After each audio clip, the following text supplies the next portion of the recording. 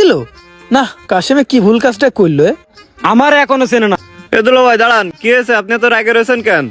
রাগে থাকবো না? আমার শ্বশুর বাড়ি আমি কয়দিন থাকবো? আমি এখানে গজ্জামাই থাকবো কি আজীবন থাকবো সেটা আমার শ্বশুর বুঝবে। আমি আমার শ্বশুরের তা খাই, আমি কি মুরব্বিকের তা খাই নাকি? দোকানে গেলে আবাল তাবাল কথা কবে আমার নামে? কি দুলো ভাই, কিটা কয়েছে আপনার এই কথা? একবার খালি কন, তারে আমি আজকেই দেখে নেবো। কিটা কয়েছে আমি চিনি নে, উজুর মতো করে দেখে মনে হচ্ছিল শিক্ষিত। আমারে কয় নতুন শ্বশুর বাড়ি 4 দিন রয়েছাও, তোমার কি লজ্জা শরম নেই? ওই কথা কর কিটা, ওই কথা কর সাহস কি করে পাইলো? কোন দোকান দুলো ভাই? ওই যে কুনার পাশের ওই দোকানটা? মুরব্বিটা কি চশমা পরে, মুখে হালকা হালকা দাঁড়িয়ে আছে? ওই শালার জন্য আমার প্রেম হয়ে গেছে, ওরে আজকে আমি ছাড়বো না দুলো ভাই।